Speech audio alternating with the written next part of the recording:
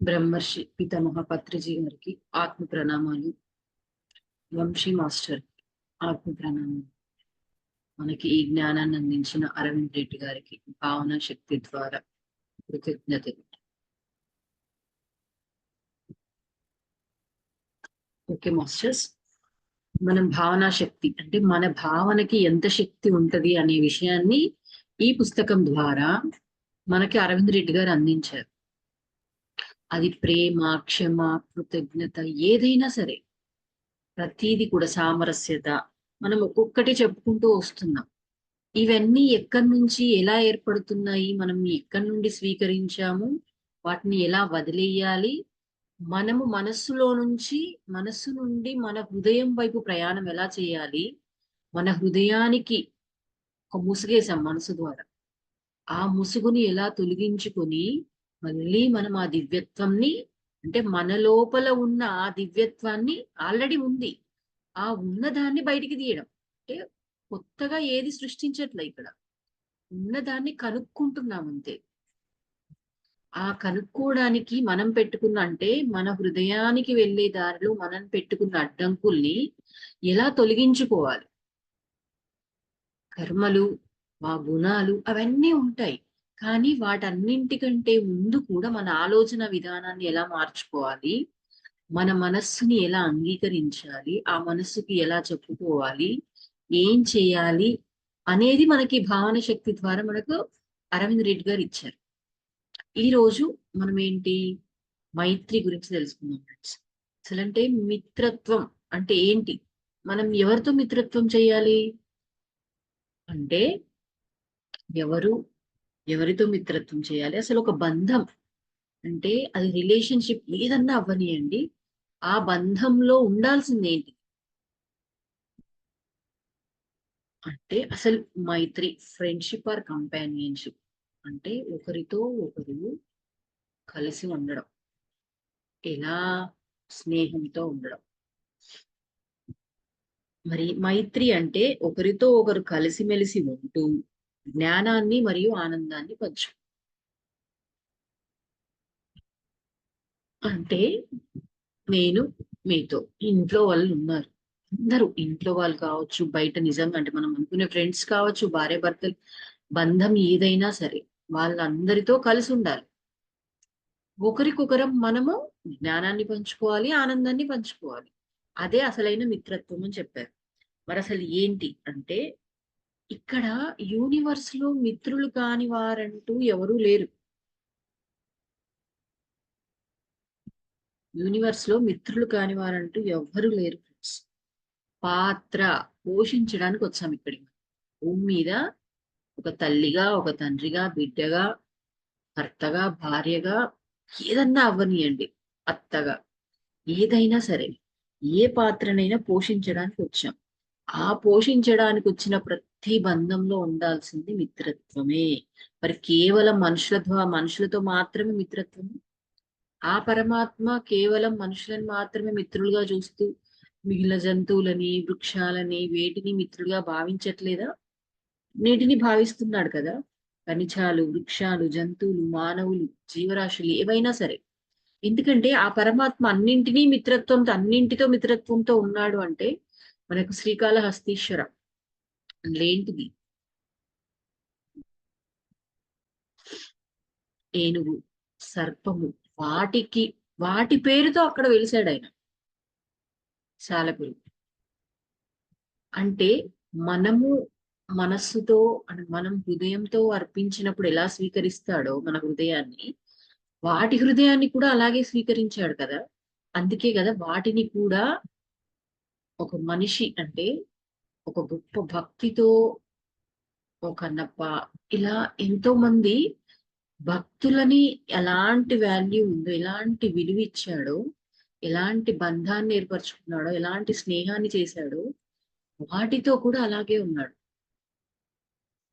అది ఇక్కడ పరమాత్మ చేసేది అంటే ఖనిజాలు, వృక్షాలు, జంతువులు, మానవులు, జీవరాశి ఏదైనా కావచ్చు, జీవం ఉన్న ప్రతి దాన్ని, జీవం లేని దాన్ని కూడా తన మిత్రుడిగానే భావించాడు ఫ్రెండ్స్. అయితే ఇవన్నీ ఏంటి అంటే నేను అంటే ఒకరు ఒకలాగా ఉన్నారు అంటే వివిధ శక్తి జ్ఞాన చైతన్య స్థాయిలో ఉన్నారని అర్థం. ఒక్కొక్కరం ఒక్కొక్కలాగా ఉంటాము. మన శక్తి ఒకలాగా ఉంటది. మన చైతన్యం అంటే చైతన్యం ఎంతగా విస్తరించింది, వాళ్ళ శక్తి ఎంత ఉంది, మన జ్ఞానం ఎంత ఉంది, వీటన్నింటిలో తేడా ఉంటది. కానీ ఉనికి మరియు ఉద్దేశం అంటే ఈ ఉనికి యొక్క ఉద్దేశం ఏంటి అంటే అందరి నుంచి అన్ని నేర్చుకుంటూ నేర్పివ్వడమే.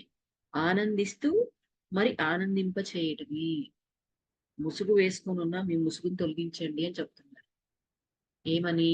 అన్నింటి నుంచి అందరి నుంచి నేర్చుకుంటూ నేర్పివ్వడము, ఆనందిస్తూ ఆనందింప చేయడము. అది ఖనిజమా, వృక్షమా, జంతువా, మానవుడా? ఖనిజ ప్రపంచంలో నుంచి కూడా నేర్చుకోవచ్చు. ఒకే రాయిగా వందల సంవత్సరాలు ఉంటూ గమనిక నేర్చుకుంటున్నది. మనమేంటి? మనం కూడా మన చుట్టూ ఉన్న వాటిని గమనించడం నేర్చుకోవాలి కదా! అంటే దాని ద్వారా అది మనకి నేర్పిస్తుంది. మన ద్వారా అది నేర్చుకుంటుంది. చలనంలో ఉంటే ఎలా ఉంటారని అది నేర్చుకుంటది. అంటే దాని శక్తి స్థాయి, చైతన్య స్థాయి ఒకటి. మన శక్తి స్థాయి, చైతన్య స్థాయి ఒకటి. అందుకని ఆనందిస్తూ ఆనందింపజేయడమే. అంటే పత్రి గారు మనకెప్పుడు ఏమని పిలుస్తారండి అంటే, ఏమని సంబోధించేవారు? My dear gods, my dear friends, my dear masters. అంటే మై డియర్ ఫ్రెండ్స్ అంటే జీవితం అంటే ఏంటి అంటే మిత్రత్వం పట్ల ధ్యాస. అది మనకు పత్రి గారు చెప్పారు కదా, కరుణా మైత్రి జయ జయహో మిత్రత్వం పట్ల ధ్యాస అని జీవితం అంటే. మరి ఆ ధ్యాసని ఎలా అయితే మనకి ఇక్కడ ఏంటంటే మనం అంటే పత్రిక అనగానే చెప్పగానే ఒక గురువు అనుకుంటాం. బుద్ధుడు 2500 సంవత్సరాల క్రితం వచ్చాడు. వచ్చి ఈ విషయాన్ని చెప్తుంటే అందరూ గురువుని చేసేసారు. బుద్ధుడేమో మిత్రుడిగా వ్యవహరించేవాడు. ఆనాపానసతిని బోధించాడు. మిత్రుడిగా వ్యవహరిస్తూ ఉంటే కానీ అందరూ గురువుని చేసేసారు. ఎందుకు గురువుని చేశారు అంటే ఆ కాలంలో ఆ జ్ఞానం లేదు కాబట్టి. అందుకే బుద్ధుడు ఏం చెప్పాడంటే నేను మళ్ళీ వస్తాను. ఎలా వస్తాను అన్నాడంటే మైత్రేయ బుద్ధుడిగా వస్తాను అని. అంటే గురువు ఏం చేస్తాడండి? గురువు అంటే గుర్తు చేస్తుంది. గురువు అంటే గుర్తు చేసేవాడు ప్లస్ తెలుసుకున్నది తెలియజెప్పేవాడు గురువు. ఇంకేం చేస్తాడు గురువు అంటే తెలియనివి కూడా తెలుసుకుంటే ఉండేవాడు గురువు. అంటే నాకు తెలిసింది అని అంటే అక్కడే ఆగిపోతుంది మన ప్రయాణం. ఆ ప్రయాణం ఆగిపోతుంది కాబట్టి మనం తెలుసుకున్నది అంటే ఈ నిరంతర అన్వేషణ చేస్తూనే ఉండాలి. నిరంతర విద్యార్థిగా ఉండాలి. నువ్వు తెలుసుకున్నది ఇంకొకరికి చెప్పాలి. అంటే ఇక్కడ గురువు, శిష్యుడు అంటూ వేరు వేరుగా లేరు ఫ్రెండ్స్. నేర్చుకోవడం అంటే నేను గురువుని అయిపోయాను అనుకున్న రోజు నేను నేర్చుకోవడం ఆగిపోతుంది. అందుకని ఎప్పుడు మన అంటే మన సొసైటీలో నువ్వు నేర్చుకో, నేర్పించు. పత్రిక ఏం చెప్పేవారు? ఏ వస్తే ఏ చెప్పు, బి వస్తే బి చెప్పు. అంటే నువ్వు ఏ నేర్చుకో చెప్పు. మళ్ళీ ప్రయత్నం చేయి, మళ్ళీ నేర్చుకో, మళ్ళీ చెప్పు. అంటే ఇక్కడ ఉండేది ఏంటిది? గురువు, శిష్యువు అంటే నువ్వు నేర్చుకునేటప్పుడు శిష్యుడివి, నేర్పించేటప్పుడు గురువు. అంతేకాని గురు శిష్యులు అంటూ సపరేట్ గా లేరు కాబట్టి ఉన్నది ఎవరు అంటే కేవలం మిత్రులు మాత్రమే. ఈ సృష్టిలో భగవంతుడు అందరికీ అన్నింటికి మిత్రత్వంతో ఉన్నాడా లేదా? ఇప్పుడు చెప్పాను నేను. అంటే దైవము మనం ఏం కావాలన్నా అనుగ్రహిస్తుంది. ఏం నేర్చుకోవాలన్నా నేర్పిస్తుంది. నాకు ఫలానాది ఇప్పుడు మనమే ఉన్నాం ఫ్రెండ్స్. నేను టెక్నాలజీ నేర్చుకోవాలనుకుంటున్నాను. దానికి తగ్గ ఇన్ఫర్మేషన్ మన ముందుకు తీసుకొస్తుంది. నేను ధ్యానం నేర్చుకోవాలనుకున్నాను. దానికి తగ్గ ఇన్ఫర్మేషన్ తీసుకొస్తుంది. ఏదైనా కానివ్వండి. నేను ఏదైతే అనుకుంటున్నానో మనకు అది అందించడానికి సిద్ధంగా ఉంది. నేర్పించడానికి సిద్ధంగా ఉంది. నాకు ఆత్మజ్ఞానం కావాలి. నేను అన్నింటినీ సాక్షిగా చూడాలి అంటే దానికి తగ్గ ఫ్యామిలీ మెంబర్స్ ని, ఎన్విరాన్మెంట్స్ ని ఇచ్చి అలా కూడా నేర్చుకోమండి. అంటే మనం ఏదడిగినా ఏం చేస్తుంది? నేర్చుకోవడానికి అవకాశం ఇస్తది. అలాంటి నేర్చుకునేటప్పుడు మనకొక కష్టకాలం వచ్చిందనుకోండి, అప్పుడు ఆదుకుంటది కూడా. పరమాత్మ ఇప్పుడు ఇక్కడ నేను చేసుకోలేకపోతున్నాను. నేను దీన్ని అవగాహన చేసుకోలేకపోతున్నాను. కష్టం అంటే అవునా? కాసేపు కోళ్ళను పెడతది. లేదా దాన్ని అధిగమించాలి అంటే ఏం చెయ్యాలో మనకి అందిస్తది. అంటే సర్వకాల సర్వావస్థలలో ప్రతి క్షణం కూడా దైవం మనతో ఉంటుంది, మిత్రత్వం చేస్తుంది ఫ్రెండ్స్. అంటే దైవం అంటేనే సంపూర్ణ మిత్రత్వం. మరి ఇక్కడ అసలు మిత్రత్వం ఎవరితో స్టార్ట్ చేయాలి అంటే, ముందుగా స్టార్ట్ చేయాల్సింది మనతో మనమే. మనతో మనం మిత్రత్వం, తర్వాత దైవంతో మిత్రత్వం. కానీ ఎందుకు మిత్రత్వం, మనతో మనం స్నేహం ఎందుకు చేయట్లేదు అంటే, మన మనస్సుని మనం శత్రువుగా చేసుకుని ఉన్నాం ఫ్రెండ్స్.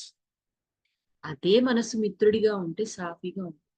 మనకి ఈచ్ అండ్ ఎవ్రీ చాప్టర్ లో మనసు గురించి, మన ఆలోచనలు, మాటలు, చేతలు ఇవన్నింటి గురించి చెప్పుకుంటున్నాం.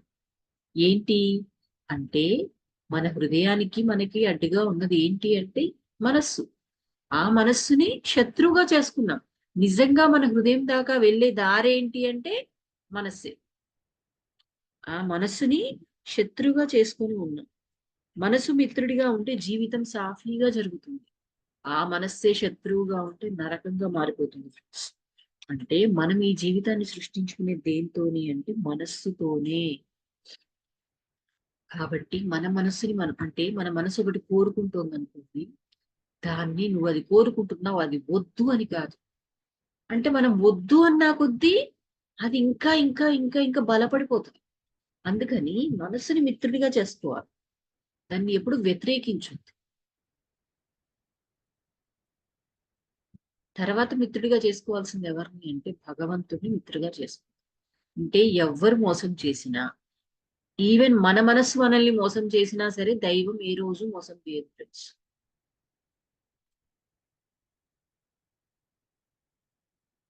మరి భగవంతుడిని మిత్రుడిగా చేసుకోవాలి అంటే ఏం చేయాలి? మన హృదయాన్నంతా భగవంతుడి ముందు పరవాలి. అంటే తీసుకెళ్లి పరమాత్మ ముందు మన మనస్సులో ఉన్నద మన హృదయంలో ఉన్నదంతా అర్పించేయాలి. ఎలా అండి మన హృదయాన్ని పరవడం మరి? అంటే మనకి ఏదైనా అనిపిస్తే ఏం చేస్తామండి? పక్కవాడికి చెప్పేస్తాం. అంటే మాట్లాడడానికి ఒకరు కావాలి. కానీ నీ హృదయంలో ఏముంది? మాట్లాడండి, నవ్వండి, ఏడవండి, ఏదైనా చెయ్యండి. మొత్తం పంచుకోండి. ప్రతీదీ పంచుకోండి దైవంతో. నీకు ఆనందం వచ్చిందా పంచుకో, బాధ వచ్చిందా పంచుకో, ఆవేదన వచ్చిందా చెప్పుకో, నీకు దుఃఖం వస్తుందా ఏడ్చే ఆయన దగ్గర కూర్చొని. ఆయన దగ్గర కూర్చొని అంటే ఆయన నీ ముందున్నాడని భావన చేసి నీ భావాలన్నింటినీ వ్యక్తీకరించు. నోటితో చెప్పలేకపోతున్నావా? లెటర్ రాయి. లేఖ ఎంతన్నా, ఒక పేజా 4 పేజీలో ఒక బుక్కే రాస్తావా, 4 బుక్కులు రాస్తావా, నీ ఇష్టం. రాస్తూ వెళ్ళు. ఎవరైనా అంటే తర్వాత నాకు అవసరం లేదనుకుంటే వాటిని కాల్ చేయి. కానీ నీ లోపల ఉన్నదంతా వ్యక్తీకరిస్తే ఏం జరుగుతుంది అంటే, మన అనాహత చక్రం శుద్ధి అవుతుంది. అంటే మనలో భావ వ్యక్తీకరణలో ఉన్న లోపాలన్నీ క్లియర్ అవుతాయి. మనలో ఏర్పరచుకున్న బ్లాక్స్ అన్ని బయటికి వెళ్ళిపోతాయి. అప్పటి వరకు దుఃఖాన్ని అణిచిపెట్టి ఉంచేసాం. ఒక భావాన్ని ఎవరికి చెప్పలేక ఆపేస్తున్నాం. ఇప్పుడు ఏం జరుగుతుంది అక్కడ చెప్పినప్పుడు? లోపల ఉన్నదంతా బయటికి వచ్చేస్తుంది. అంటే లోపల ఉన్నదంతా బయటికి వచ్చినప్పుడు మన మనస్సు తేలికవుతుందా అవదా? భారమంతా దిగిపోతుంది కదా. అలా మనము భగవంతునితో ఎప్పుడైతే ఇది చేస్తామో మన భావనామయ ప్రపంచం మొత్తం శుద్ధి అవుతుంది. మరి ఇంకేంటి అంటే, మనతో మనం భగవంతునితో తక్కిన అందరితోనూ మిత్రత్వం, సకల జీవరాశితో, ఖనిజ వృక్ష జంతు ప్రపంచంతో కూడా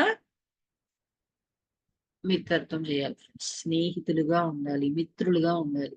మిత్రులుగా ఉన్నప్పుడు సామరస్యంతో, ఐకమత్యంతో జీవించగలం. మనము శత్రువులుగా చూసినంతసేపు కూడా ఏంటి అంటే, పక్కవాడితో శత్రువుగా చూడడం కాదు. నా భర్త అని అక్కడికే విడదీసి చూసాము, నా పిల్లలు అని విడదీసి చూసాము అనుకోండి, అర్థం చేసుకోలేము, సామరస్యంతో ఉండలేము. ఎప్పుడైతే మిత్రులు, ఇప్పుడు చూడండి, మనం బయట స్నేహం చేసినప్పుడు మన ఫ్రెండ్స్ తో ఎలా ఉంటాము? వాడు ఎలా ఉన్నా యాక్సెప్ట్ చేస్తాం, వాళ్ళు ఎలా ఉన్నా సరే యాక్సెప్ట్ చేస్తాం. నువ్వు దీన్ని మార్చుకో, దీన్ని మార్చుకో, నువ్వు ఇలా ఉంటేనే నేను నీతో స్నేహం చేస్తామని ఎప్పుడు అలా. అలాగే మన బంధంలో కూడా ఎలా ఉండాలి అంటే, ఎలా ఉన్నా సరే ఐకమత్యంతో ఉండాలి, సామరస్యంతో ఉండాలి. అంటే అంగీకరించగలగాలి. ఎలా మరి అలా అంగీకరించినప్పుడు ఏం జరుగుతుంది అంటే, జీవితంలో శాంతి, సౌఖ్యము, ఆనందము. అంటే మన జీవితంలో మిత్రత్వం చెయ్యలేకపోవడం వల్ల, అంటే స్నేహం చెయ్యలేకపోవడం వల్ల కోల్పోతుంది. ఎప్పుడైతే స్నేహంగా ఉంటావో, అంటే స్నేహంతో మెలుగుతావో, నీ అవగాహన పరిధి అనేది మారిపోతుంది. అంటే అప్పటి వరకు ఒక లిమిట్, ఒక బంధంలో ఒక లిమిట్, ఇలాగే ఉండాలి అన్న ఒక గిరి గీసుకొని బ్రతుకుతున్నావు. అది ఎప్పుడైతే నువ్వు స్నేహంగా మార్చుకున్నావో, ఆ హద్దుల్ని చెరిపేస్తాం ఫ్రెండ్స్. అవి చెరిగిపోయి ఏం జరుగుతది అంటే, జరిగేదేమీ ఉండదక్కడ. నీలో వచ్చిన మార్పు పరిస్థితినో, నిన్నో, నీ ఎదుటి వాళ్ళనో అవగాహన చేసుకునే స్థితిని మార్చేస్తుంది. అంటే మనము, మన స్నేహితులు అంటే జ్ఞానం నేర్పేవాళ్ళు. ఇప్పుడు ఇక్కడ మనం చెప్పుకున్నాం. నేర్పిస్తూ, నేర్చుకుంటూ ఉంటాం. నేర్పిస్తూ, నేర్పించడము, నేర్చుకోవడం. అదే మిత్రత్వం. మిత్రుడు జ్ఞానాన్ని నేర్పుతాడు అని చెప్తున్నాడు. ఏంటి? సరి అయిన జ్ఞానాన్ని నేర్పుతారండి ఫ్రెండ్స్. మరి ఇంకా మనం మిత్రత్వం చేసుకోవాల్సింది ఎవరితోని అంటే, ఒకవేళ మన జీవితంలో శత్రువులు, మనసుకి పడని వారు, మనల్ని ద్వేషించేవారు, ఓర్వలేని వారు, ఇష్టపడని వారు, ఉనికిని భరించలేని వారు, వీళ్ళంతా ఉన్నారు. ఏంటండి వీళ్ళంతా ఉన్నారు అంటే, వారు మన అంతర్జీవనానికి బాహ్య ప్రతీకలు మాత్రమే. అంటే ప్రతిబింబాలు. మనం ఎవరినైతే చూసి ఓర్వలేకపోతున్నామో, ఎవరినైతే చూసి శత్రువులుగా భావిస్తున్నామో, నా మనసుకి వాళ్ళంటే ఇష్టం లేదు, నాకు వాళ్ళంటే పడదు, ద్వేషించేస్తున్నామో, వాళ్ళ ఉనికిని కూడా మనం భరించలేమని మనం అనుకుంటున్నాము. వాళ్ళంతా మన ప్రతిబింబాలు. అంటే మన అంతర్గుణాలకి బాహ్య ప్రతీకలు వాళ్ళు. అంతర్జీవనానికి అంటే మనకి, మనం మనల్ని మనం అద్దంలో చూపిస్తున్నారు. అంటే మార్చుకోవాల్సింది ఎక్కడా అంటే, బాహ్యంగా ఉన్న వాళ్ళని కాదు, అంతరంగంలోని మనల్ని మార్చుకో. ఎప్పుడైతే అంతరంగంలో మనల్ని మార్చుకుంటామో, ఆ శత్రుత్వం కూడా మిత్రత్వమే అవుతుంది. అంటే ఆధ్యాత్మికంగా శత్రువులే మిత్రువులు. కాబట్టి మనం చేయాల్సింది ఏంటంటే మైత్రి, మిత్రత్వాన్ని పెంపొందించుకోవాలి. ఎవరితో? ఎందుకు అంటే, మనతో మనం, పరమాత్మతో, సకల జీవరాశితో, ఈ యూనివర్స్ లో ఏదైతే ఉందో వాటన్నింటితో కూడా మిత్రత్వాన్ని చేయాలి. ఎందుకు మిత్రత్వాన్ని చేయాలి అంటే, మనం నేర్పుతూ, నేర్పిస్తూ జ్ఞానాన్ని పంచుకోవడమే అసలైన మిత్రత్వం అన్నప్పుడు, ఇక్కడ శత్రువు అంటూ ఎవరున్నారు? మనకి ఒక ప్లేస్ లో ఉండి మనల్ని ఇబ్బంది పెడుతున్నారు అన్నా, అక్కడ కూడా మనకు ఒక పాఠాన్ని నేర్పిస్తున్నారు వాళ్ళు. మరి అలాంటి వారి పట్ల మన భావన ఎలా ఉండాలి అంటే, స్నేహపూర్వకంగా ఉండాలి. అందుకే అందరినీ ఫ్రెండ్స్ అని చేసేసారు పత్రి సార్. అది మనం చేయాల్సింది ఫ్రెండ్స్. అది మైత్రి. నెక్స్ట్ ఏంటంటే అహింస. అసలు పిఎస్ఎస్ఎం లోకి, ధ్యానంలోకి వచ్చినప్పుడు చెప్పే ఫస్ట్ పాయింట్ ఏంటి అంటే అహింస. అహింసో పరమో ధర్మ. కాబట్టి ఏ ప్రాణిని చంపకు అని చెప్తారు. హింసో పరమ అధర్మ. హింసో పరమ అధర్మ. మనకు ధర్మం, పురుషార్థాలు ఉన్నాయి. ఏంటి? ధర్మార్థ కామ మోక్షంలో అంటాం కదా. ఇందులో మొట్టమొదటిది ఏంటిది? ధర్మము. ఆ ధర్మమే. ధర్మం అంటే ఏంటి అంటే ఆచరించదగినది, చేయదగినది. మరి ఈ ధర్మం ఎన్ని రకాలుగా ఉంటది అంటే, వ్యక్తిగత ధర్మం, కుటుంబ ధర్మం, సామాజిక ధర్మం, ఆ లోక ధర్మం, వృత్తి ధర్మం, ఆపద్ధర్మం. రకరకాల సిచ్యువేషన్స్ లో రకరకాలుగా పేరు మారిపోతూ ఉంటది. ఎన్ని రకాలుగా చూసినా, ఎన్ని పేర్లు మార్చినా, మొట్టమొదటగా నువ్వు వహించాల్సింది, బాధ్యత తీసుకోవాల్సింది, అన్నింటికంటే గొప్ప ధర్మం ఏదైనా ఉంది అంటే అహింసా ధర్మం మాత్రమే ఫ్రెండ్స్. మరి అసలు అహింస అంటే ఏంటి అంటే, ఇతరులు ఏ పనులు చేస్తే నీ హృదయానికి బాధ కలుగుతుందో అవి నీవు ఇతరులకు చేయకుండా ఉండడమే అన్ని ధర్మాలలోకెల్లా మహోన్నతమైన పరమ ధర్మము అన్నారు. భాగవతంలో పోతన మధ్యులు చెప్పారు. అంటే ఒక పని చేస్తే ఇతరులు ఏ పని చేస్తే నాకు బాధ కలుగుతుందో ఆ పనిని నేను ఇతరులకు చేయకుండా ఉండాలి. ఒకరు వచ్చి నన్ను ఒక మాట అంటున్నారు, కొడుతున్నారు, దానివల్ల నాకు బాధేస్తుంది. లేదా 10 మందిలో ఒక రకంగా నా గురించి చెప్తున్నారు, నాకు బాధేస్తుంది. ఆ పనిని మనం ఇతరులకు చేయకుండా, మరి ఇది మనకి రావద్దు అంటే, ఇతరులు మనల్ని బాధ పెట్టకుండా, హింసించకుండా ఉండాలి అంటే, మనం కూడా ఇతరులని హింసించకుండా ఉండాలి. అయితే ముందుగా మనకి అహింస అంటే ఏంటి ఇంకా వివరణ ఇచ్చే ముందు కొంతమంది మహానుభావులు ఇచ్చిన సందేశాలు చూద్దాం ఫ్రెండ్స్. సర్వ జీవరాశుల పట్ల కరుణతో వ్యవహరించడానికి మించిన పుణ్యం భూమండలంలో మరొకటి లేదు. అలాగే ఇతర ప్రాణికోటిని హింసించడానికి మించిన పాపము లేదు. మనస వాచ కర్మన సర్వకాల సర్వావస్థల్లోనూ ఏ జీవరాశికి బాధ కలుగజేయకపోవడమే అహింస. అహింస అంటే ఏంటి? మనస వాచ కర్మన ఎక్కడా కూడా ఏ జీవరాశికి కూడా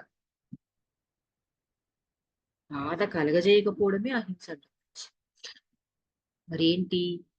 మనకి సర్వజీవుల పట్ల కరుణతో ఉంటే మనం నేను ఈ దానం చేయలేదు, ఈ తపస్సు చేయలేదు, ఇవేవి కాదు. నువ్వు ఇవేవి చేయకపోయినా పర్వాలేదు. ఏ వ్రతాలు, ఏ తీర్థయాత్రలు ఇవేవి చేయకపోయినా పర్వాలేదు. నీకు సర్వజీవుల పట్ల కరుణ ఉంటే చాలు. అవన్నీ చేసిన ఫలితం వచ్చేస్తుంది. ప్రత్యేకంగా ఏమి చేయాల్సిన పని లేదు. కృష్ణుడు అర్జునుడికి చెప్తాడు, ఎవరైతే సమస్త భూతముల యొక్క సుఖ దుఃఖాలు తన సుఖ దుఃఖాలుగా భావిస్తారో వాడే అందరిలో నాకు ఎక్కువ ప్రీతిపాత్రుడు. అంటే ఇంకొక ప్రాణిని ఎందుకు చంపుతున్నాము అంటే అది వేరు నేను వేరు అనుకోని కదా. మరి అలా కాదు, అన్నింటిలో నన్ను అన్నింటిలోనూ అందరిలోనూ దైవాన్ని చూసినప్పుడు ఎవరికైనా బాధనిస్తాము, హింసిస్తాము. మరి అలాంటి వాడి పట్లే కదా దైవము ప్రీతితో ఉండేది. అహింసాపరులు భగవంతుని శిక్షకు గురవుతారు. రావణ బ్రహ్మ రామాయణంలో ఉన్నారు, మనం ఎన్నో చదివాం. ఎవరైతే హింస చేశారో సరే, హింసాపరులు భగవంతుని శిక్షకు గురవుతారు. మనము జంతువుల గురించి వేమని ఏం చెప్పారో చూద్దాం.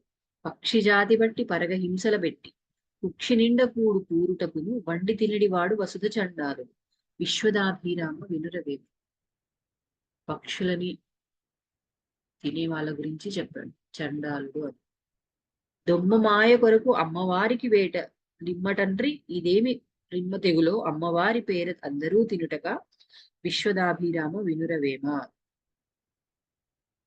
అంటే అమ్మవారికి పేరేం చెప్పి పేరు చెప్పి బలిస్తాం, కానీ అది మనం తినడానికే చేస్తున్నారు కానీ ఇంకెందుకు కాదు. అమ్మవారి పేరిట అలాంటివి చెయ్యకండి అని చెప్తున్నారు. ఆవు మాంసం తింటే నా ప్రాణం నిలబడుతుందని హామీ ఇచ్చారు వైద్యులు. కానీ రక్త మాంసాలను భక్షించడం కంటే నేను మరణించడం మేలు అనుకుంటున్నాను. George Bernard Shah. పరమాత్మ దృష్టిలో ఒక మేక ఏం చేస్తుందండి? ఒక జంతువుని బలిస్తున్నామంటే భగవంతుడి దగ్గరికి వెళ్ళి ఆ భగవంతుని దర్బార్లో ఫిర్యాదు చేస్తుందంట. ఏమని?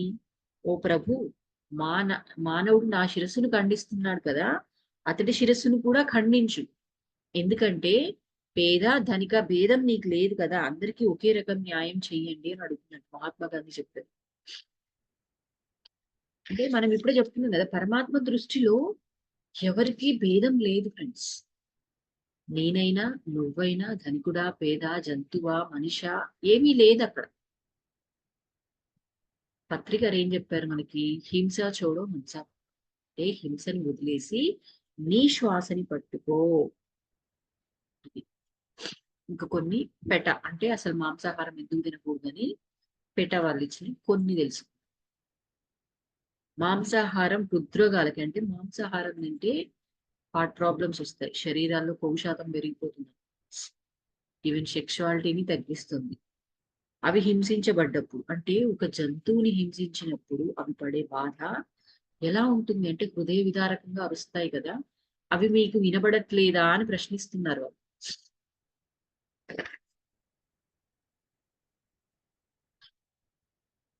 అది హింసాపూరి. అంటే ఏదేమైనా సరే అది హింసతో కూడిన ఆహారం, దాన్ని తీసుకోకండి. మీ ఇన్నర్ వాయిస్ ని వినండి. దాన్ని హింసిస్తే ఆహారంగా తీసుకుంటున్నప్పుడు అసలు మీ ఇన్నర్ లో ఏం చెప్తుంది అది వినండి అంటున్నా. ఇప్పుడు అసలు అహింస అంటే ఏంటో చర్చించుకుంటాం. అహింస అంటే ఏంటి అంటే, హింస అంటే ఇతరుల హృదయాలను బాధ కలిగించడం లేదా ఇతరులని గాయపరచడం. అంటే ఇతర హృదయాలను గాయపరుస్తాం, బాధ పెడతాం. ఎలా బాధ పెడతాము? ప్రతి మనిషికి త్రికరణాలు ఉంటాయి. త్రికరణాలు ఏంటి? త్రికరణాలు అంటే కర్మ చేత, అంటే మన మనస్సు, వాక్కు, కర్మ ఎలా చేస్తాం?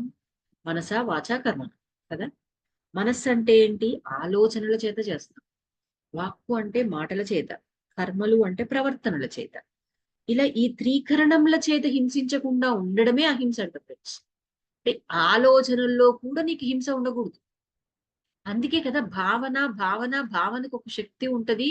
ఆ భావన మీద దృష్టి పెట్టండి అంటారు. అంటే మనం త్రికరణముల చేత ఎవరిని హింసిస్తాము అంటే, మనం తెలుసో తెలియకో ఇతర మానవులను, ఇతర ప్రాణికోటిని, అన్నింటినీ హింసిస్తాం. అంటే ప్రాణము, భావాలు మనిషికి మాత్రమే కాదు ఫ్రెండ్స్, ఇతర జంతువులకు కూడా ఉంటాయి. ప్రకృతి నియమం ఏంటి? The law of giving. మనం ఏదైతే ప్రకృతికి ఇస్తామో ఆ ప్రకృతి తిరిగి మనకు అదే అందిస్తుంది. హింసిస్తే హింసించబడతాం, ప్రేమని పంచితే ప్రేమించబడతాం. ఇదే కదా కర్మ సిద్ధాంతం. ఏ విత్తు నాటుతావో ఆ ఫలాన్నే కోసుకుంటావు. నువ్వు వేప విత్తనాలు నాటి మామిడి ఫలాలను కోసుకోవాలి అంటే ఎలా అవుతుంది? హింసించి, నువ్వు హింసని ఇతర ప్రాణికోటికి అందించి నేను ఆనందంగా ఉండాలి, హింసించబడకూడదు అంటే అది కాదు అని చెప్తున్నారు. ఎందుకంటే మహాభారతంలో ఒకటి ఉందంట. మానవుడు పుణ్య పాపములను ఎందువల్ల, దేని చేత, ఎప్పుడు, ఎట్లు, ఎంతవరకు ఎచ్చట ఆచరిస్తున్నాడో తదనుగుణంగా కర్మఫలాలని అలాగే అప్పుడు అందుచేత ఆ విధంగానే అనుభవిస్తూనే ఉంటాడు. అంటే మనం ఏ విధంగా అయితే ఇస్తామో ఆ విధంగా తిరిగి అది మన జీవితంలోకి ప్రవేశిస్తుంది. అందుకని ఏంటి, దీన్ని మనం న్యూటన్స్ థర్డ్ లా, ఒక చర్యకి సమానమైన మరియు వ్యతిరేకమైన ప్రతిచర్య ఉంటుంది. Third law of motion. ఏదైనా సరే ఒక బాల్ ని గోడకు కొడితే మనం ఎంత వేగంతో కొట్టామో అంతే వేగంతో వెనక్కి తిరిగి వస్తుంది. నువ్వు ఎదుటి వాళ్ళకి ఎంత బాధనిచ్చావో, ఎంత ప్రేమని పంచావో, ఎంత హింస చేశావో అదే నీ జీవితంలోకి తిరిగి వస్తుంది.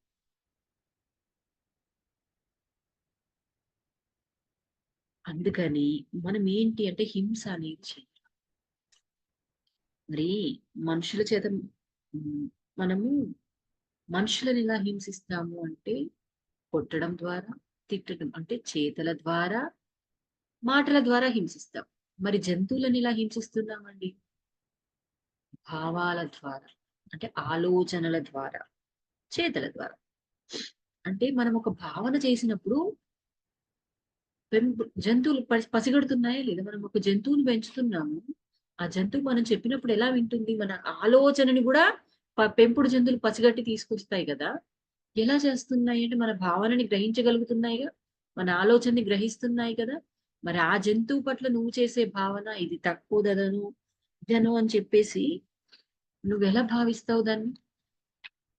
ఆ భావన ద్వారానే, మనలో ఉండే భావన ద్వారానే కొంతమందితో స్నేహం చేసే జంతువులు కొంతమందిని చూస్తే అరుస్తాయి. కుక్కలు ఉన్నాయి చూడండి.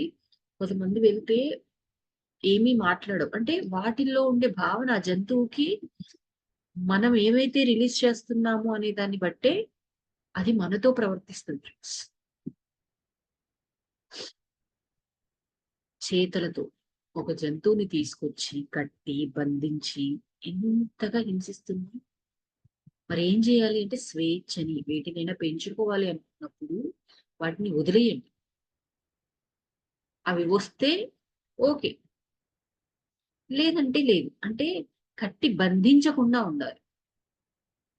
స్వేచ్ఛగా వదిలేస్తూ వాటికి ఏం కావాలో వాటిని చూడండి. మీరు ప్రేమను అందిస్తే తిరిగి ఖచ్చితంగా అవి మన దగ్గరికి వస్తాయి ఫ్రెండ్స్.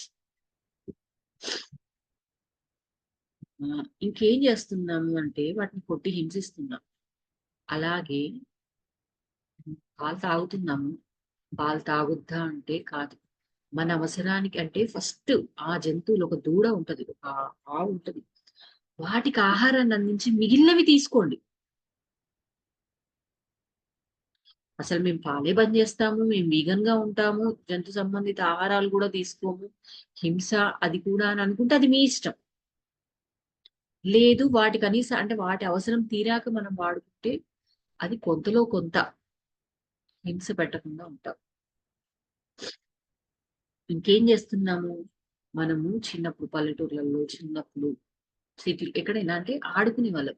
ఏం చేసేవారు? చిన్న చిన్న జంతువులని, తూనీగల్ని వాటిని కట్టి, దారానికి కట్టి, దువ్వెనలు అని ఇలాంటివి ఉండేవి కదా!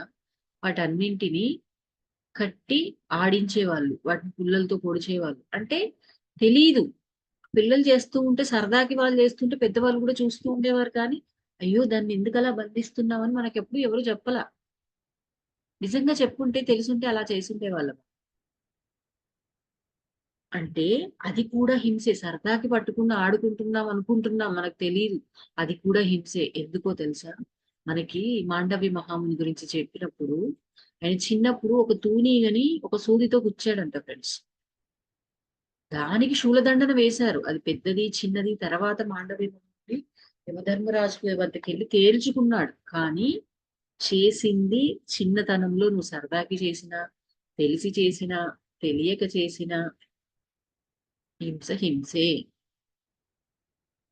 దాన్ని అనుభవించాల్సిందే. ఎందుకంటే ఒక జంతువుని హింసిస్తున్నప్పుడు అది పడే బాధ, వేదన తిరిగి అనుభవించాలి ఫ్రెండ్స్. ఇంకా జంతువులను ఎందుకు చంపుతామండి? ఆహారం తీసుకోవడం. మరి ఆహారం కోసం చంపడం ఎంతవరకు కరెక్ట్? నీ జిహ్వ చాపల్యం కోసం ఇతర జంతువులని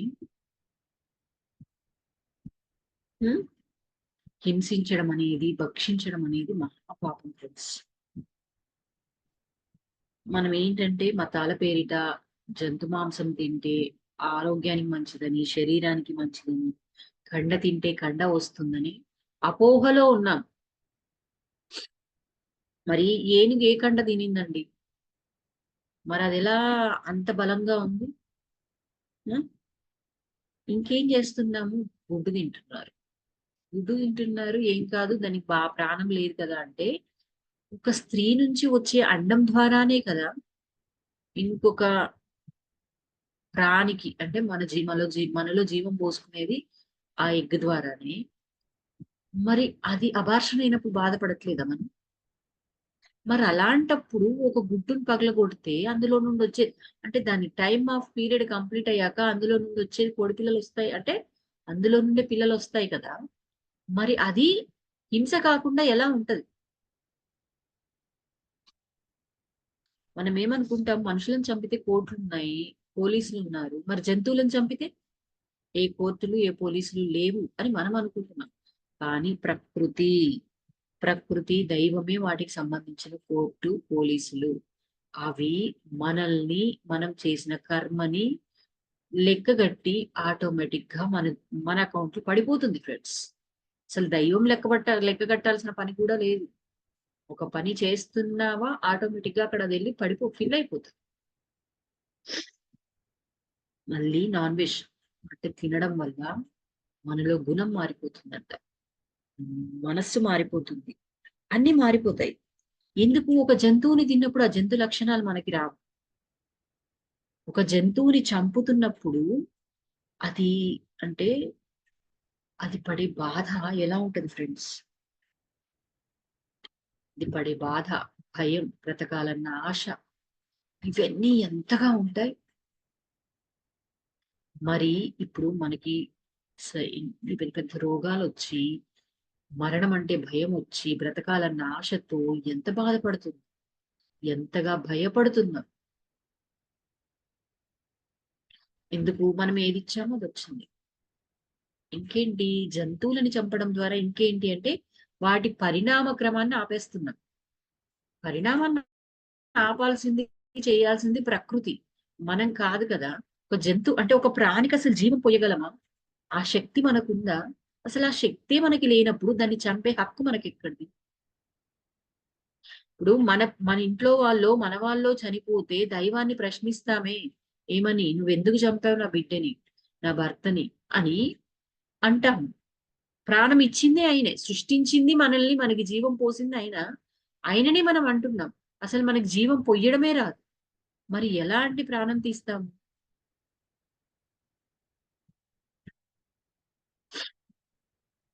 ఇక్కడ మనం జంతువులను వేటాడి తింటాం కదా ఫ్రెండ్స్. ఇప్పుడంటే ఇక్కడున్న వాళ్ళెవరు తినట్లేదు.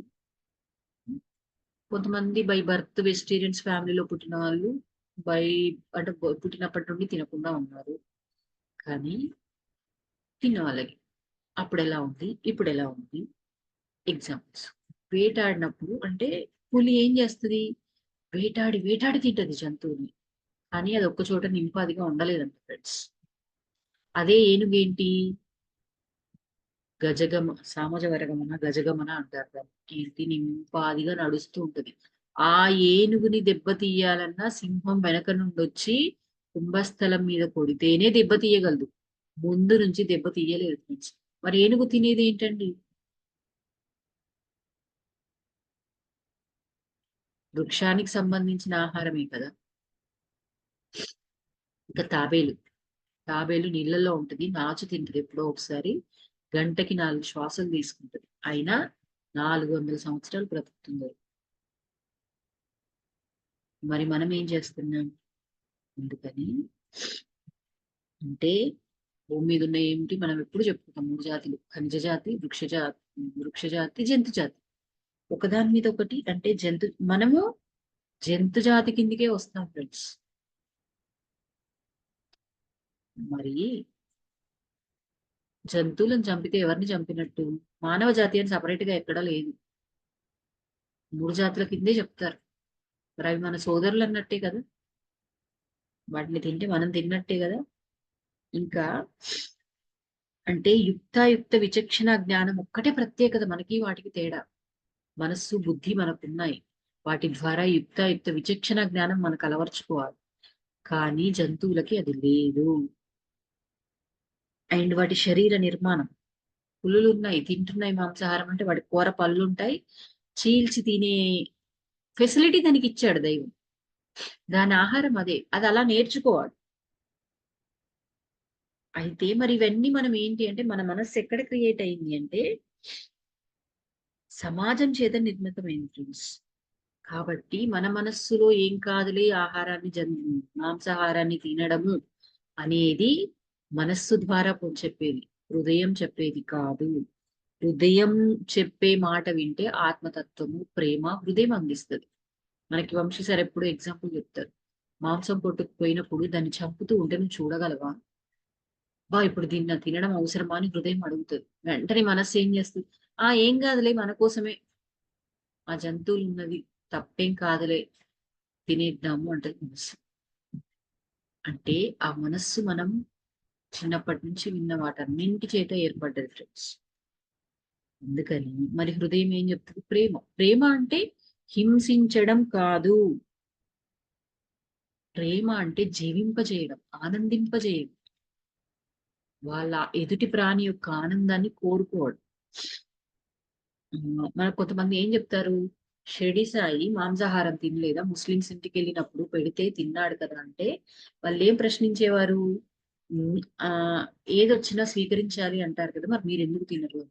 ఆ షిరిడి సాయి ఆ మాంసాహారాన్ని శాకాహారంగా చేసుకుని తిన్నారు.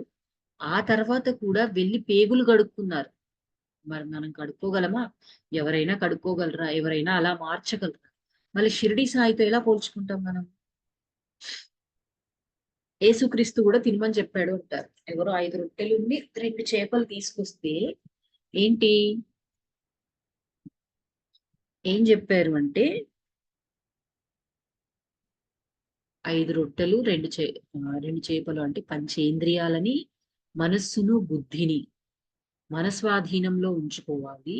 వాటిని పంచి పెట్టాలి అని చెప్పారు. మనిషనే ఈ మనిషికి అంటే చేపలు ఏంటి, ఆశ, మోహం ఇలాంటివనే వాటి గాలం వేసి ఎందుకు దానికి జ్ఞానాన్ని అందించి ఆ మనస్సు అనే దాన్ని పట్టుకుందాము అన్నారు. కానీ తప్పుగా అర్థం చేసుకున్నారు.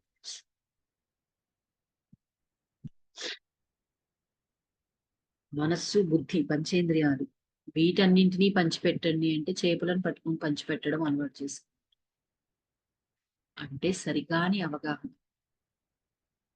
వీటిని స్వాధీనంలో ఉంచుకోండి అంటే వాటిని స్వాధీనంలో ఉంచుకొని తినాలి అనుకున్నారు.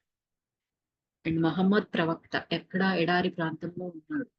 అప్పుడు కూడా తన శిష్యులకు ఏం చెప్పాడు, మరి మేము ఇలా అంతటికి వెళ్తున్నాం కదా, మరి మాకు ఆహారం అక్కడ ఎడారి ప్రాంతంలో మాకు ఈ వృక్షాలకంటే కావలసిన శాకాహారం దొరకదు కదా వాళ్ళకి, మరి మా పరిస్థితి ఏంటి అని అన్నప్పుడు ఏం చెప్తాడు, తప్పనిసరి పరిస్థితుల్లో అయితే కేవలం బ్రతకడానికి మాత్రమే తీసుకోండి, ఆ తర్వాత కూడా దాన్ని ధ్యానం ద్వారా శుద్ధి చేసుకోండి అని చెప్పాడు ఫ్రెండ్స్. రామ్తా రామ్తా కూడా తిన్నాడు అంటే ఇలాంటి ఏదో ప్రదేశంలోకి వెళ్ళినప్పుడు తన అంటే తన ప్రాణాన్ని నిలుపుకోవడానికి చిన్న క్రీములను తింటే చిన్న ప్రాణులను తింటాడంట. అక్కడ తప్పనిసరి పరిస్థితుల్లో తిన్నాడని చదివి ఇప్పుడు మేము తింటామంటే ఎలా? నీలో ఉన్న ప్రేమ అదేనా?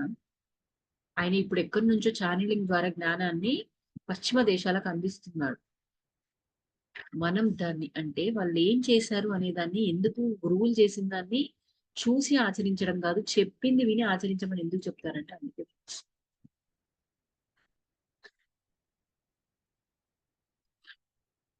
ఇంకొకటి ఏంటి, చెట్లను మరి మాంసాహారం ఏమో తినొద్దంటున్నారు, మరి శాకాహారం తినొచ్చా, చెట్లను చంపచ్చా, అది హింస కాదా అంటే జంతువులలో లాగా చెట్లకి జ్ఞానేంద్రియాలు, బుద్ధి, మనస్సు లేదు. దాన్ని కట్ చేస్తున్నప్పుడు దానికి పెయిన్ రాదు. అంటే మనము మన జుట్టుని మన గోర్లని కట్ చేస్తే మనకు పెయిన్ వస్తుందా? వేల్ని కట్ చేస్తే వస్తుంది. అలాగే వీటన్నింటిని ఇప్పుడు వేలునో ముక్కునో కట్ చేస్తే తిరిగి వస్తుందా? అదే చెట్టు యొక్క శాఖలని కట్ చేస్తే తిరిగి మళ్ళీ వస్తాయి. ఏ భాగాన్ని నరికినా తిరిగి వస్తాయి. అంతేకాదు ఒక జంతువుని చంపినప్పుడు అది ఎలా అవుతుందండి, కుళ్ళిపోయి వాసన వస్తుంది. అంటే అది తినడానికి దాన్ని ఏం చేస్తారు, మసాలాలు అద్ది తింటారు. అది శవం కాదా? మనం శవం అయితేనేమో బయట పారేస్తాం, జంతువుల శవాలను తీసుకొచ్చి మన కడుపులో వేస్తున్నాం. ఎంతవరకు కరెక్ట్ అది? నీ శరీరానికి ఎంతవరకు పనిచేస్తుంది అది? నేను చెట్లని కూడా హింసించొద్దు అనుకుంటే శాకాహారం శ్వాసాహారివై ఉండు. ఎందుకు హిం ఎవరంటే శ్రీ సంయోగి సూర్యరశ్మిని స్వీకరించే జీవిస్తాడు, చే ఆహారం తీసుకోడు. అలా ఆహారం తీసుకోకుండా ఉన్న వాళ్ళు కూడా ఉన్నారు.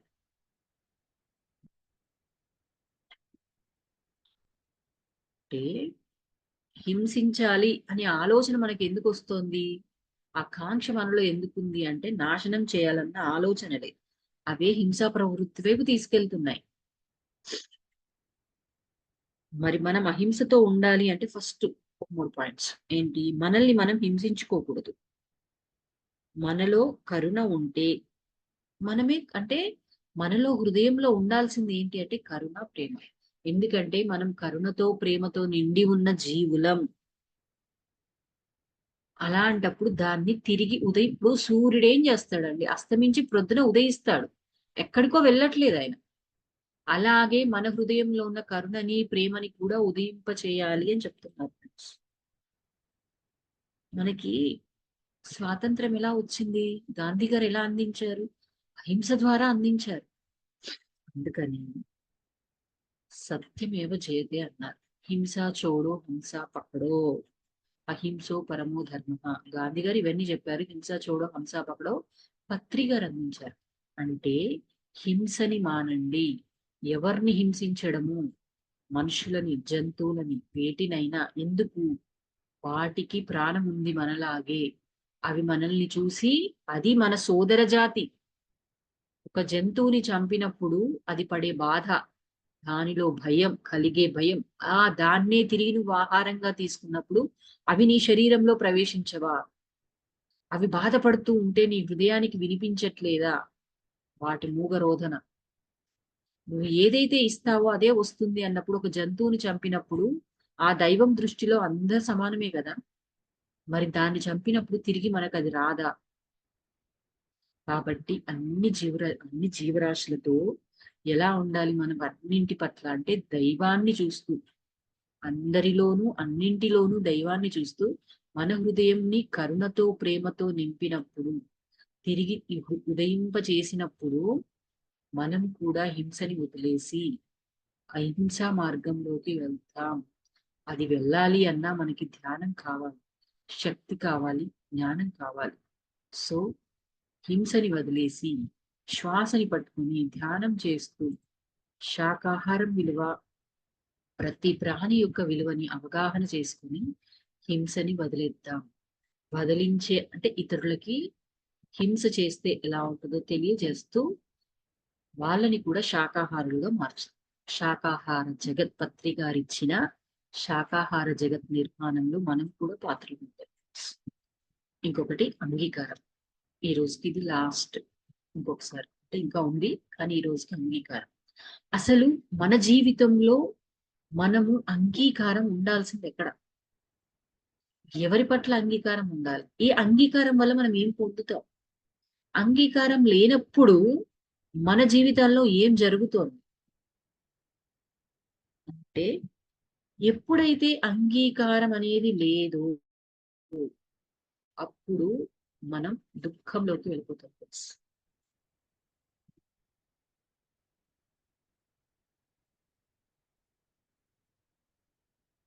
అదే పూర్తి అంగీకార భావన ఉంటే దాదాపుగా ఏ దుఃఖము మనల్ని అంటజాలదంట. అసలు అంగీకార భావం లేకపోవడానికి ఏంటి అంటే నిరాకార ధోరణి. అంటే దేన్ని కూడా నిరాకరిస్తూనే ఉంటాం. ఆ ధోరణి వల్లే ఏంటి మరి వేటిని నిరాకరిస్తున్నాము? పరిస్థితుల్ని, వ్యక్తుల్ని, స్వంత జీవితాన్ని అంగీకరించకుండా సంఘర్షణకి లోనవుతున్నాం. మనము ఫస్ట్ చాప్టర్ లో మనకి ప్రేమ గురించి చెప్పినప్పుడు, అద్దం ముందు నిలిచినప్పుడు ఐ లవ్ యూ అని మనకి మనం కళ్ళల్లోకి చూసుకుంటూ చెప్పినప్పుడు నిరాకార ధోరణి బయలుదేరుతుంది. దాన్ని కూడా అంగీకరించండి, అప్పుడే మిమ్మల్ని మీరు ప్రేమించుకుంటారు. అక్కడ మనం అద్దం ముందు నిల్చోగానే ఏమనిపిస్తుంది?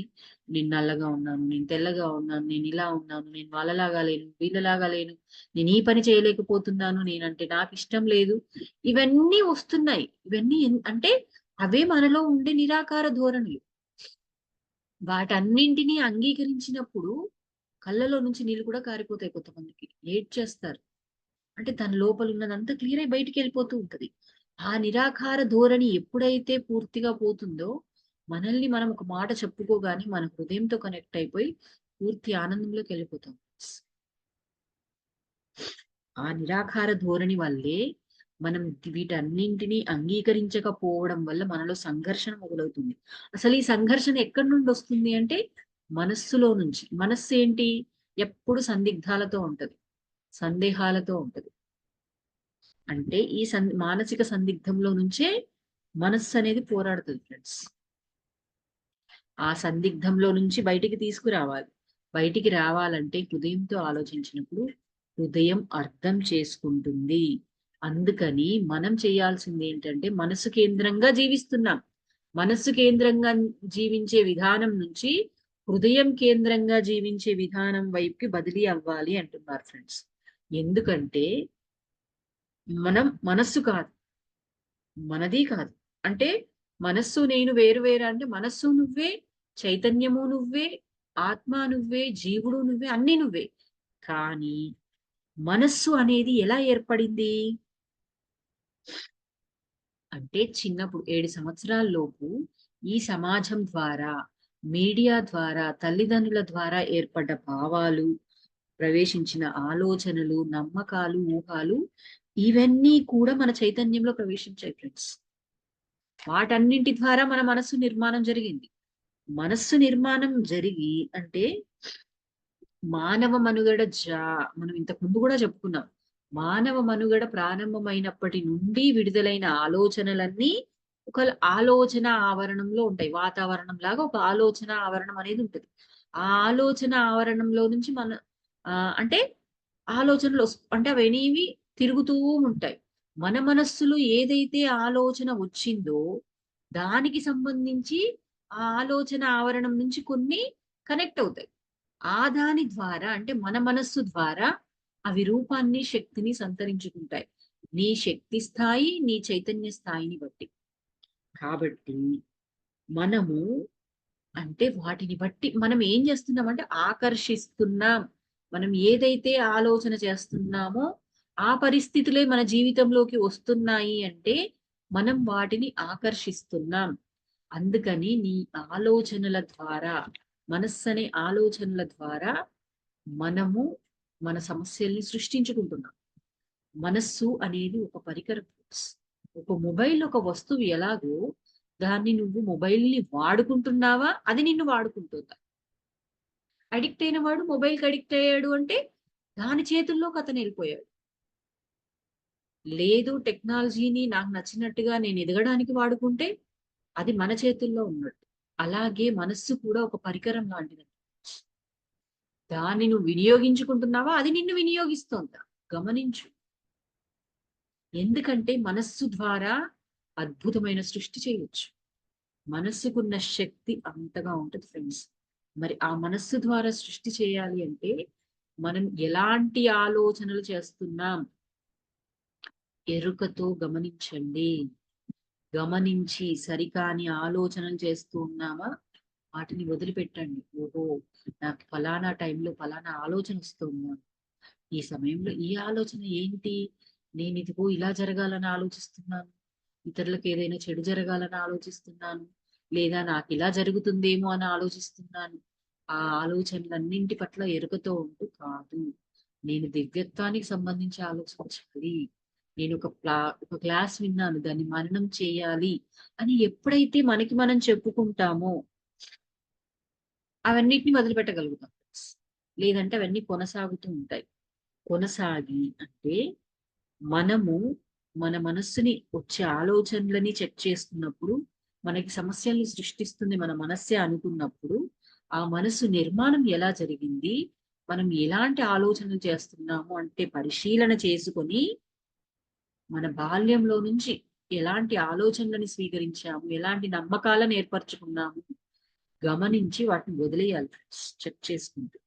ఎందుకంటే మనకి భగవద్గీతలో కృష్ణుడు ఒక మాట చెప్తాడు. వేదాలలో సామవేదాన్ని నేనే, దేవతలలో దేవాది దేవుడైన ఇంద్రుడని నేనే, ఇంద్రియాలలో మనస్సుని నేనే, జీవులలో చైతన్యాన్ని నేనే. అంటే ఇక్కడ కృష్ణుడు అంటే ఏంటండి? సమస్త అంటే సృష్టి, యూనివర్స్. ఆయనను ఒక రూపంగా కాదు. సమస్తము నిండిపోయి ఉన్న అతనిలాగా చూసినప్పుడు, మన మనస్సు కూడా అతనే అన్నాడు. మరి మనస్సు కూడా మనమే అయినప్పుడు, అది కూడా దైవానికి సంబంధించిందే, పవిత్రమే అయినది అన్నప్పుడు, మనము ఆ మనస్సుని వాడుకునే విధానం తెలియక బలైపోతున్నాం. మనసుని నిందిస్తున్నాం. శత్రువుగా చూడడం నేర్చుకుంటున్నాం. కానీ మనస్సుకి అద్భుతమైన శక్తి ఉంది. మనోశక్తి ఉంది. సృష్టించే శక్తి ఉంది. అయితే ఆ మనసుని జయించాలి అనుకున్నప్పుడు అది సాధించలేము. ఏం చేయాలి అంటే మనస్సుని అర్థం చేసుకొని దాన్ని సాక్షి భావంతో అతీతంగా అంటే సాక్షి భావంతో గమనిస్తూ అతీతంగా వెళ్ళాలి కానీ అనుమతించి పోషించలే అవసరం లేదు. పోరాడి గెలవనూ లేదు. అంటే మనస్సులో నుంచి వచ్చే ఆలోచనకి అతీతంగా వెళ్ళిపోవాలి. దాన్ని అనుమతించి పోషించినా, పోరాడినా గెలవలేం. ఎందుకని? అంటే వద్దని పోరాడితే ఎలా ఉంటది? అది ఇంకా మరింత మరింత బలంగా మారిపోతది. అందుకని శత్రువుగా చూడడము, నిందించడం మానేసి ఏం జేయాలి? మన స్వంత మనసుని మనం అంగీకరించాలి. ప్రేమించి అర్థం చేసుకుంటే కరిగిపోతుంది. మన మనసు ఒక ఓహో! నీకిది కావాలా? సరే ఇస్తాను. అని అసలది ఎందుకు కోరుకుంటోంది? అంటే ప్రేమతో ఉన్నప్పుడే కదా నువ్వు అర్థం చేసుకునేది. ఎప్పుడైతే అంగీకరించనంత వరకి ఫ్రెండ్స్ నాకెందుకిలా ఉంది? నా జీవితం ఎందుకిలా ఉంది? ఇది కాదు ఉండాల్సింది అని ఎప్పుడైతే వ్యతిరేకంగా ఉంటామో దుఃఖంలోనే ఉంటాం ఫ్రెండ్స్.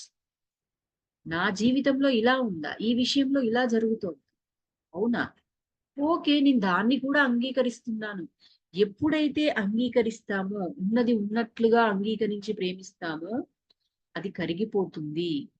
పోరాడినప్పుడు మనమే శక్తి లాస్ అయిపోతున్నాం. నా జీవితం ఇట్లా కాదు ఉండాల్సింది. నేను అనుకున్నది ఇది కాదు అని ఇప్పుడు చూడండి, మనమే ఉన్నాము. ఒకప్పుడు ఎలా ఉండేవాళ్ళము? ఇంట్లో ఏ సమస్యొచ్చినా, ఎవరే మాటన్నా, కొంచెం మనం అనుకున్నది జరగకపోయినా, వెంటనే నేను అనుకున్నది ఇది కాదు, నాకు జరగాల్సింది ఇది కాదు, నేను అనుకున్నది పొందట్లేదు, ఇది కాదు, ఇది కాదు అని వ్యతిరేకించినప్పుడు, మనకి తెలియకుండా దుఃఖంలోకెళ్ళిపోయాము.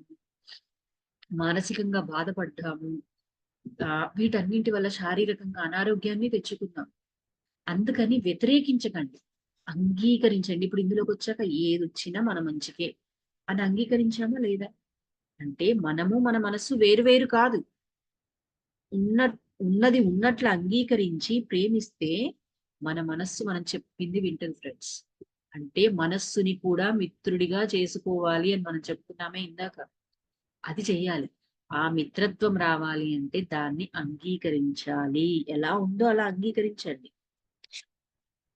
హృదయం ద్వారా. అంటే హృదయం ద్వారా హృదయానికి చేరుకోవాలంటే, ఆ హృదయం విప్పారాలి అంటే, వికసించాలి అంటే, మనం మన మనస్సుని ఒక పరికరంగా భావించాలి. మనం ఎవరము? ఆత్మ పదార్థాలు కదా! హృదయ స్థానంలో విలసిల్లే ప్రేమైక జీవులం. మరేంటి హృదయ లక్షణము అంటే అంగీకారం. అంగీకరించినప్పుడు సమస్యలంటూ ఉండవు ఫ్రెండ్స్. ఇది కాదు అని అన్నప్పుడు బాధ, దుఃఖం వస్తది. అవును ఇది కూడా నేనే. ఇది నా జీవితంలో జరుగుతోంది అంటే, ఇది నేను వేసుకున్న జన్మ ప్రణాళిక అని ఎప్పుడైతే అనుకుంటామో, అప్పుడు మనలో నిరాకార ధోరణి పోతుంది. అంటే ఇక్కడ జీసస్ ఉన్నారు. మరణాన్ని ఇస్తే మరణాన్ని కూడా సరే అని అంగీకరించారు. అందుకే ఆయనకి అక్కడ దుఃఖం లేదు. ఎందుకండి శిలువేస్తే కూడా వారు అమాయకులు, వాళ్ళకేమీ తెలియదు ప్రభువా, వారిని క్షమించు అన్నాడు. ఎందుకన్నాడండి? మరణాన్ని వాళ్ళు వేసే శిక్షని కూడా అంగీకరించాడు కాబట్టి దుఃఖంలోకి వెళ్ళలేదు. దైవానికి దగ్గరయ్యాడాయన. ఉన్నతత్వానికి ఇంకా హద్దులు లేని ఉన్నతత్వానికి వెళ్ళిపోయాడు. బుద్ధుడు కూడా ముఖంపై ఉమ్మేసిన వ్యక్తిని చిరునవ్వుతో అంగీకరించాడు. అందుకే ఆ వ్యక్తి శిష్యుడిగా మారిపోయాడు. అంటే ఏం జరుగుతుంది ఇక్కడ? ప్రకృతిలాగా అలాగే నడుస్తూ వెళ్తోంది. దాని పని అది సంబరంగా చేసుకుంటూ పోతుంది. ప్రకృతి ఏ రోజన్నా కంప్లైంట్ చేసిందా?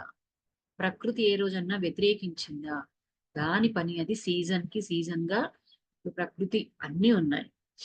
ఏ సీజన్ లో అది ఆ పని, చలికాలంలో చలిని, ఎండాకాలంలో ఎండని, వానకాలంలో వానని మనకు అందిస్తూ వెళ్తుంది. ఏ కాలంలో ఏ ఫలాలని అందించాలి, ఏ పుష్పాలను అందించాలి అని ప్రకృతి దాన్ని ఒక సంబరంగా చేసుకుంటోంది ఉనికి. మరి మనం ఏం చేస్తున్నాం? దుఃఖిస్తున్నాం ఫ్రెండ్స్. నాకు ఇది వచ్చింది, నాకు ఇది కాదు. ఏమనుకుంటాము? నడుస్తూ వెళ్తున్నప్పుడు కార్ కావాలి అని, సారీ, నడుస్తూ వెళ్తాం. సైకిల్ మీద ఉన్నోడిని చూసి నేను ఇది కాదు, నాకు సైకిల్ ఉంటే బాగుండు, నేను ఇది కాదు అని చెప్పేసి సైకిల్ ని చూసి అప్పుడు దుఃఖంలోకి వెళ్ళిపోతాం. మనకున్న 2 కాళ్ళు ఆరోగ్యంగా ఉండి నడవగలుగుతున్నాము అన్న అంగీకార భావం లేక దుఃఖంలోకి వెళ్తాం. సైకిల్ కొనుక్కున్నాక బండున్న వాడిని చూసి దుఃఖంలోకి వెళ్తాం. అక్కడ అంగీకరించాం. పోనీ బండి తర్వాత కారుని చూసి బాధపడతాం. కారు చూసైనా, కారు కొనుక్కున్నాకైనా హ్యాపీగా ఉంటామా అంటే, అంగీకరిస్తామా అంటే, అందులో ఈ కార్ లేదు, ఆ కార్ లేదు, నేను ఇక్కడికి వెళ్ళలేదు, ఇంకా ఏదో చేయలేదు, నేను ఫలానా చోటికి టూర్‌లకెళ్ళ అంటే ఎప్పుడూ వెలితిని, లోటుని వెతుక్కుంటూనే ఉంటాం ఫ్రెండ్స్. మనస్సు చేసేది ఇదే ఫ్రెండ్స్. ఆ మనస్సుకి అంగీకారం లేకుండా పోరాటం చేసినప్పుడు మనం ఏమీ చేయలేం. ఇప్పుడు ఒక నీటి బిందువు ఉంది. సాగరంలో ఉంది. ఇది సాగరంలో వెళ్లి కలిసిపోవాలి. పోరాడితే ఏం జరుగుతది? అందులో కలవలేదు. ఎప్పుడైతే దాన్ని అంగీకరిస్తదో, ఒక అల ప్రయాణం చేస్తూ ఉన్నప్పుడు, ఆ అలలతో పాటు అది ప్రయాణం అంటే, దాని ప్రయాణం సహజంగా జరిగిపోతది. దానికేమీ ఉండదు. ఎప్పుడైతే వ్యతిరేక దిశలో నడవాలి అనుకుంటుందో, అది ఇటువైపు వస్తుంటే అలా అటువైపు లాగుతూ ఉంటది. అంటే దాని ప్రయాణం ఏమవుతుంది అంటే ఆగిపోతుంది. మనం కూడా మన జీవితంలో వచ్చే వాటిని అంగీకరించినప్పుడు, వ్యతిరేకించినప్పుడు అక్కడ స్ట్రక్ అయిపోతాం. మొబైల్‌లో మనం స్టోరేజ్ అంటే మితిమీరి వాడామనుకోండి ఏం జరుగుతది? హ్యాంగ్ అయిపోతది. స్టోరేజ్ ఫుల్ అయినప్పుడు హ్యాంగ్ అయిపోతది. ఇది నాకు వద్దు, ఇది నాకు వద్దు అని దాని శక్తిని నిర్వీర్యం చేస్తూ ఒకే దగ్గర పట్టుకొని ఉన్నప్పుడు మన జీవితం కూడా అలాగే హ్యాంగ్ అయిపోతది. ఆ బాధలు, ఆ దుఃఖంలో అక్కడే అలాగే ఉంటాము. అంటే మహాయోగులు చేసేదేంటి? ప్రవహించే నదిలాగా ఉండు, అలలతో సాగిపోక నీటి బిందువులాగా అని అలాగే చేస్తారు. మరి అంగీకారం ఎక్కడి నుంచి మొదలవ్వాలి? మన నుండే మొదలవ్వాలి. ఏదైనా సరే మన నుండే స్టార్ట్ అవ్వాలి ఫ్రెండ్స్. పక్క వాళ్ళ నుండి కాదు. అంటే ఎలా? మనల్ని మనం అంగీకరించినప్పుడు, మనతో మనకి సామరస్యమైన, ప్రేమమయమైన బాంధవ్యం ఏంటి సంపూర్ణంగా అంగీకరించినప్పుడు, ఎలా అంటే మనం ఎలా ఉంటే అలా అంగీకరించినప్పుడు, నేనిలా ఉన్నాను. అవునా! సరే అని అంగీకరించినప్పుడే, నా లోపం ఎక్కడుందో గుర్తించి, దాన్ని మార్చుకోవడానికి సాధ్యమవుతుంది. ప్రగతి సాధ్యమవుతుంది. ఎప్పుడు ఏం చెప్తారు సార్ వంశీ సారు? "ఓహో! నువ్వు గుర్తించావా? అయితే మారిపోతావు" అంటారు. ఏంటండి? అంటే నాలో నేనిక్కడ ఇదిగో ఇక్కడ సరిగ్గా ఆలోచించట్లేదనో, ఈ పని సరిగ్గా చెయ్యట్లేదనో, ఇందులో సరిగా లేను అనో, నాలో ఈ గుణముందనో నువ్వు గుర్తించావు. నాలో అసూయుంది గుర్తించావు. నాలో అసూయుందని ఏడుస్తూ కూర్చోవడం కాదు, వ్యతిరేకించడం కాదు. దాన్ని అంగీకరించినప్పుడు దాన్ని ఎలా మార్చుకోవాలో నీకర్థమవుతది. ఏ విషయంలో నువ్వు అసూయ బయలుదేరుతోంది, నువ్వు ఎక్కడెలా ఉంటున్నావు అన్న విషయ అవగాహన జరిగినప్పుడు దాని మార్పు సాధ్యమై, ప్రగతి కూడా సాధ్యమవుతుంది. అసూయలో నుండి అభినందనలోకెళ్ళినప్పుడు అప్పుడు నిన్ను నువ్వు కూడా అభినందించుకుంటావు. ఇతరులకున్న దాన్ని అభినందిస్తావు. ఆనందంలోకి ఎళ్తావు.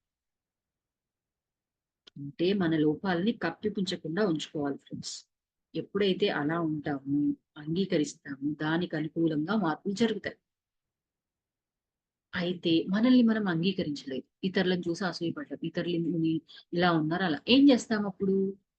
వాళ్ళని చూసి, వాళ్ళని అనుసరించడము, వాళ్ళని అనుకరించడము, వాళ్ళలా ఉండడానికి ప్రయత్నం చేయడం చేస్తూ మనల్ని మనం మర్చిపోయి నటిస్తూ ఉంటాం. అంటే దానివల్ల ఏం జరుగుతుందండి? పక్కవాడిని అనుసరించినప్పుడు, పక్క వాళ్ళని అనుకరించినప్పుడు మనల్ని మనం కోల్పోతాం. మనకంటూ ఒక ఐడెంటిటీ. అంటే ఐడెంటిటీ కూడా కాదిక్కడ. మనకంటూ మనకొక వ్యక్తిత్వం ఉంటది. ఈ యూనివర్స్‌లో ఎవరికి వారే ప్రత్యేకమైన వారు అని మనం చెప్పుకున్నాం ఇంతకుముందు. నీకంటూ ఒక ప్రత్యేకత ఉంది. ఆ ప్రత్యేకతను నువ్వు కోల్పోతావు అనుసరించినప్పుడు. ఆ ప్రత్యేకతని కోల్పోయినప్పుడు మొదట్లో వాళ్ళలాగా అనుసరించి, అనుకరించినప్పుడు ఏమీ అనిపించదు. కానీ తర్వాత వెనక్కి తిరిగి చూసుకొని బాధపడతాం ఫ్రెండ్స్. అందుకని దాని నుంచి అసంతృప్తి. నేనింకా ఇంతగా మారాను. వాళ్ళలా ఇలా తయారయ్యాను. అయినా నాకెందుకింకా ఇది కావట్లేదు అని అసంతృప్తిలోకెళ్ళిపోతాం. అలా కాకుండా మన తత్వమైన హృదయానుగుణంగా అంగీకరించి జీవిస్తే తృప్తిలో ఉంటాం. అంటే మన హృదయం ఏదైతే చెప్తుంది, నీకేదైతే విలక్షణత ఉందో, నీ విలక్షణతే నీ ప్రత్యేకత.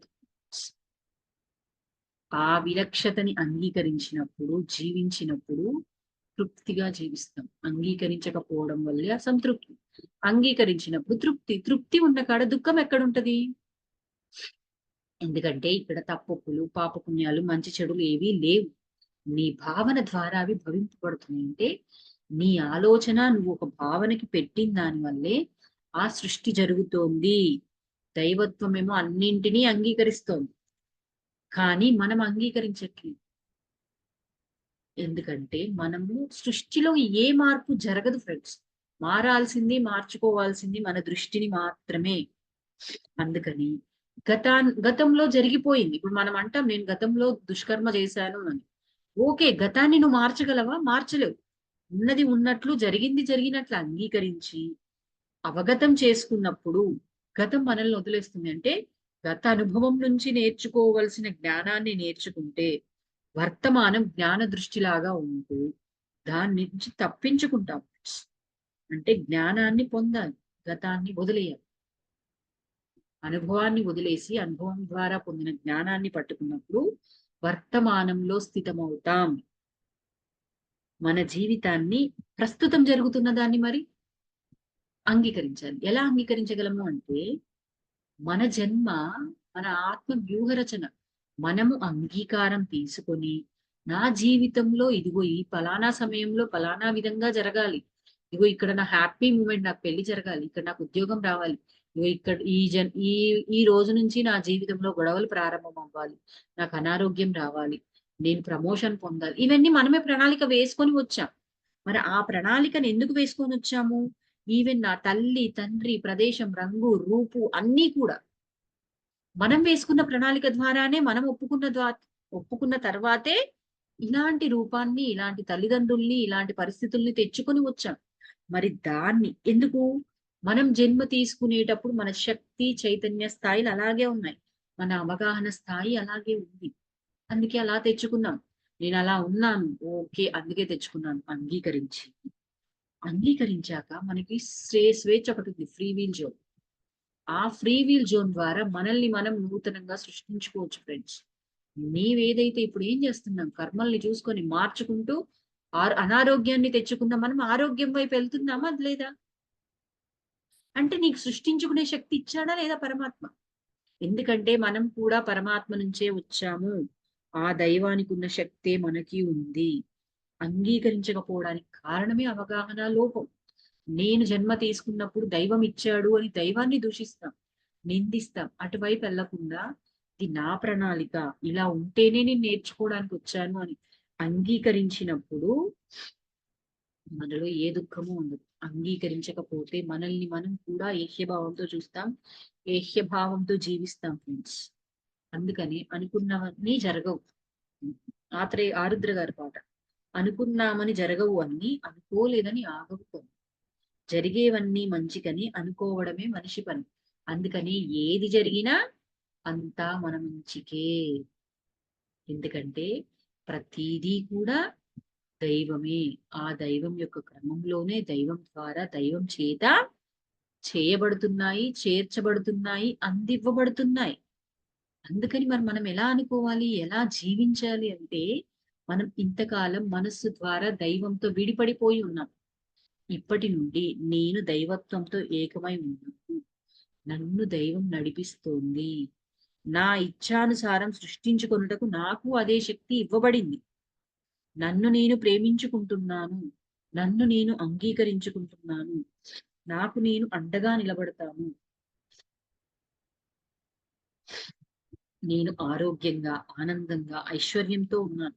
నేను సహజంగానే ముక్తిని పొందుతున్నాను. సహజంగానే జ్ఞానవంతురాల్ని అవుతున్నాను. ఇలాంటి అఫర్మేషన్స్ ఇచ్చుకుంటూ అంటే మనల్ని మనం అంగీకరించినప్పుడే కదా ఫ్రెండ్స్ ఇవన్నీ ఇచ్చుకోగలం. ఇవన్నీ భావించగలం. ఎప్పుడైతే భావన చేస్తామో అప్పుడే మన సృష్టిలోకి అంటే భవింపజేస్తాయి. యద్భావం తద్భవతి. అవి భవింపబడతాయి అంటే సృష్టించబడి మన జీవితంలోకి ప్రవేశిస్తాయి ఫ్రెండ్స్. అందుకని ఇన్ని అందించిన సృష్టి పట్ల ఎలా ఉండాలి మనం అంటే కృతజ్ఞతతో ఉండాలి. మానవుడు మనం ఏం చేస్తున్నామంటే విడదీసి చూస్తున్నాం. అగ్ని ఉంది, అది ముట్టుకుంటే కాలుతుంది. వంట చేసుకుంటే వంటకి ఉపయోగపడుతుంది. దాని తత్వం ఏమైనా మారిందా? అదేమీ మారలేదు. కానీ మనం చూసే దృష్టి మారుతుంది. పరమాత్మ కూడా అలాగే ఉన్నాడు. మనమే మన మనస్సు ద్వారా విడదీసి చూస్తున్నాం ఫ్రెండ్స్. మనము బాల్యం నుంచి ఏర్పరచుకున్న అభిప్రాయాల్ని, ఆలోచనలని, నమ్మకాలని అన్నింటినీ పక్కన పెట్టి చూస్తే అప్పుడు అంగీకరించడం పూర్తిగా అంగీకరిస్తాం ఫ్రెండ్స్. అంటే అంగీకరించడం నేర్చుకోవాలి వీటన్నింటినీ పక్కన పెట్టి. అంగీకారం అంటే స్వబాధ్యతని గుర్తించటమే. స్వబాధ్యతని గుర్తించడమే అంగీకార భావన. అది ఎప్పుడైతే మనం చేస్తామో మనలో దుఃఖం ఉండదు. అందుకే సదానంద యోగి గారు చెప్తారంట, వస్తే రాని, పోతే పోని, ఉంటే ఉండని. వీటన్నింటినీ అంగీకరించాక అప్పుడు నేను ఎలా మార్చుకోవాలి అనేది అర్థమవుతుంది. ఉంటే ఉండని అంటే దాంతో జీవించేయమని కాదు అర్థం ఇక్కడ. మనం చేస్తుంది అదే కదా. అంటే అంగీకారం లేకపోవడం వల్లే దుఃఖం వస్తుంది. ఎప్పుడైతే నీ జీవితంలో నువ్వు ఈ మనస్సు ద్వారా ఏర్పరచుకున్న అభిప్రాయాలన్నింటినీ వదిలేసి దివ్యత్వాన్ని అంగీకరిస్తావో అప్పుడు ఆ దుఃఖంలో నుంచి బయటికి వస్తావు. ఆ సమస్యకి పరిష్కారాన్ని కూడా తెలుసుకోగలుగుతావు, ఆచరించగలుగుతావు, మార్చుకోగలుగుతావు, ప్రగతి సాధ్యమవుతుంది. ఇది మనల్ని మనం అంగీకరిస్తూ ఇతరుని అంగీకరించడానికి మనం చేయాల్సింది అవగాహన.